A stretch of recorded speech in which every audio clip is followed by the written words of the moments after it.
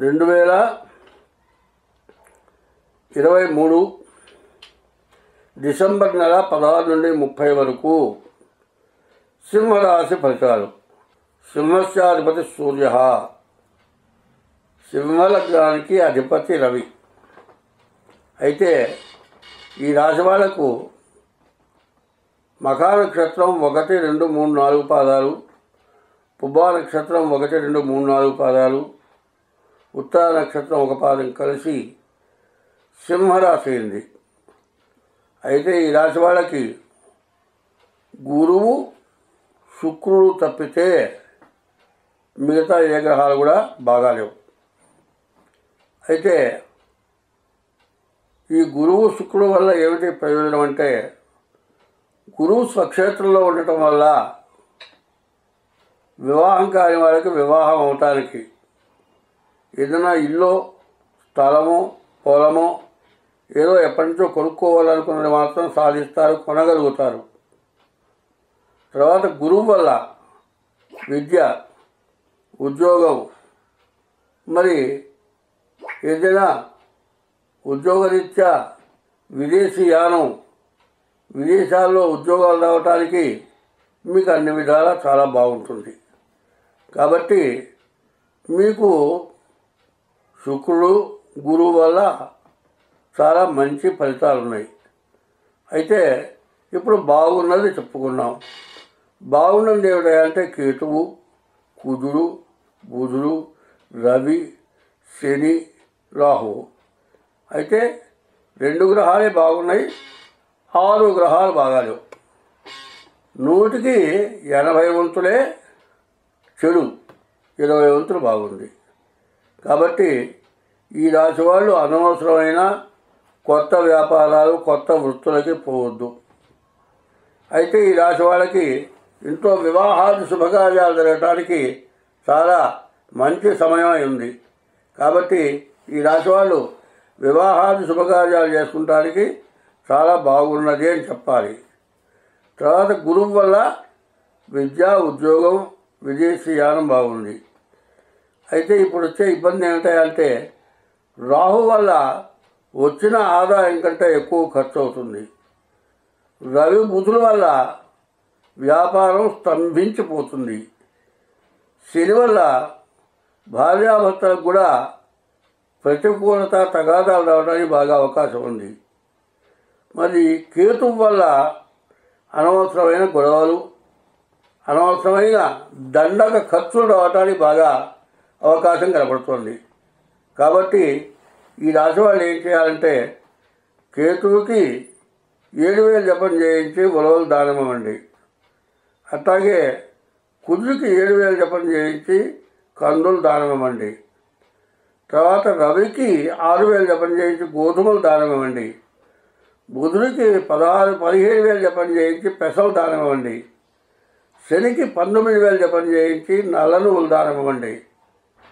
రాహువుకి 18,000 జపం చేయించుకొని మినుములు దానం ఇవ్వండి. అయితే అచ్చగా ఈ ఒక్కదాని మీద డిపెండ్ కావద్దు. మీ డేట్ ఆఫ్ బర్త్ చూపించుకోండి, మీ జాతక చక్రం వేయించుకోండి. ఎందుకంటే లాభం కంటే ఎక్కువ నష్టం కనపడుతోంది. ఈ నష్టాల పాలు కాకుండా ఉండాలి అంటే మీ జన్మలగ్న రీత్యా ఎట్లా ఉందో చూపించుకోండి. మీకు అన్ని విధాలా మేలు జరుగుతుంది, అన్ని విధాలా బాగుంటుంది. అయితే ప్రత్యేకించి ఒక్క విషయం చెప్పాలి అనుకుంటున్నా. హిందూ సాంప్రదాయానికి ఎప్పుడు కూడా పూర్వం హిందువులంతా కూడా ఒక అమావాస్య రోజే సెలవు ఇచ్చేవాళ్ళు. అయితే ఇంగ్లీష్ ప్రభుత్వం వచ్చిన తర్వాత ఆదివారం సెలవిస్తున్నారు. ఆదివారం రోజు చేయకూడని పనులన్నీ చేస్తూ ఉన్నారు. నవగ్రహాల్లో ఆదివారం సూర్యుడు ప్రధానమైనటువంటి గ్రహం. సూర్యుడిని పూజించాల్సిన సమయం. సూర్యుని పూజించకపోగా ఆ రోజు ఏం చేస్తున్నారు, శాకాహారులు కూడా. శాకాహారం తినేవాళ్ళు మిగతా రోజులు అన్ని రోజులు శాకాహారం తింటారు. కానీ ఆదివారం రోజు ప్రత్యేకించి మాంసాహారం తింటున్నారు. వారానికి ఒక రోజు తింటాము అని చెప్పుకుంటున్నారు. ఏ రోజు తినకూడదో, ఏ రోజు దేవుడు పూజ చేయాలో, ఏ రోజు దేవుడు పూజ చేస్తే మీకు ఎక్కువ ఫలితం వస్తుందో, నవగ్రహాలన్నిటికీ కూడా ప్రధానమైనటువంటి సూర్యగ్రహం ఆదివారం రోజు ఉపయోగపడే గ్రహాన్ని పూజించకపోగా చేయరాని కృత్యాలు చేయటం, మదమాంసాలు తినటం, గుళ్ళకి పోకపోవటం, ఇవాళ ఏదో తిన్నామండి గుళ్ళో పోకూడదని చెబుతారు. ఎవరు నాబోటి వాడు మాట్లాడకపోతే ఏమండి వాళ్ళ మీతో మాట్లాడకూడదంటారు. అంటే తప్పు చేశామని వాళ్ళకి తెలుసు.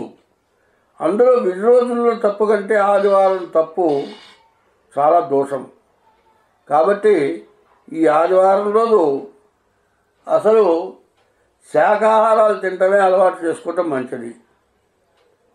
దేవుణ్ణి పూజించే వాళ్ళు ఎవరైనా సరే ఆదివారం రోజున ఎటువంటి జీవహింస చేయకూడదు.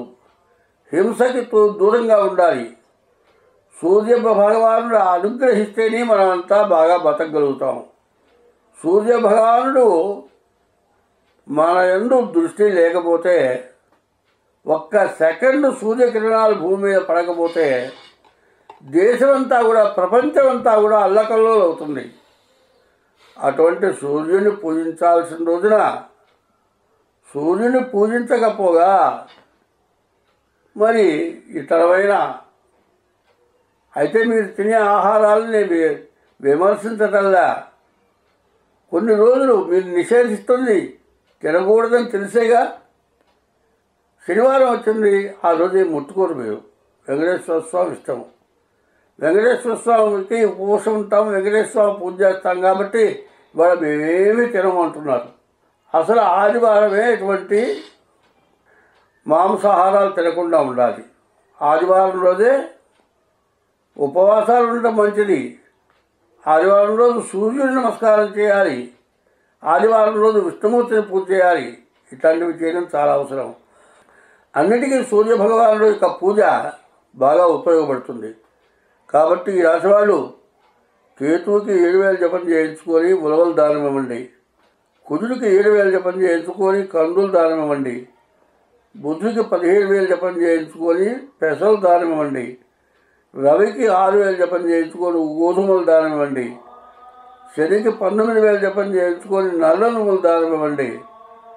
రాహువుకి 18000 జపం చేయించుకొని ఉలవలు దానం ఇవ్వండి. ఇట్లా చేస్తే మీకు అన్ని విధాలా బాగా కలిసి వస్తుంది. మీ నక్షత్రాన్ని బట్టి గోచారము అంటారు. గోచార ఫలితాలు చెబుతున్నాం. చాలామంది ఏం చేస్తున్నారు, జన్మ నక్షత్రం తెలియని వాళ్ళు తన పేరును బట్టి రాశి చూసుకుంటున్నారు. ఇది ఒక విధానం. రెండోది జన్మ లగ్నం. పుట్టిన తారీఖు, నెల, సంవత్సరాన్ని బట్టి, ఆ పుట్టినరోజు టైమును బట్టి జన్మలగ్నం వస్తుంది. అది జన్మలగ్న రీత్యా జాతకం చూసుకోవాలి. ఇది 25 వంతులే పనిచేస్తుంది. మిగతా 75 వంతులు మీరు పుట్టిన టైమును బట్టి జరుగుతుంది. కాబట్టి ఇదే శాశ్వతమైంది అని మాత్రం నమ్మొద్దు. ఎందుకంటే జన్మ నక్షత్రం నిజంగా మీరు చెప్పిన జన్మ నక్షత్రంలో మీరు పుట్టి ఉంటే 25% జరుగుతుంది. మిగతా 75% మీరు పుట్టిన టైమును బట్టి జరుగుతుంది. కాబట్టి ఈ విచక్షణని మీరు మాత్రం తెలుసుకోమని మరీ చెబుతున్నాను. ఎందుకు? ఇది గోచారం. గోచారం 25%.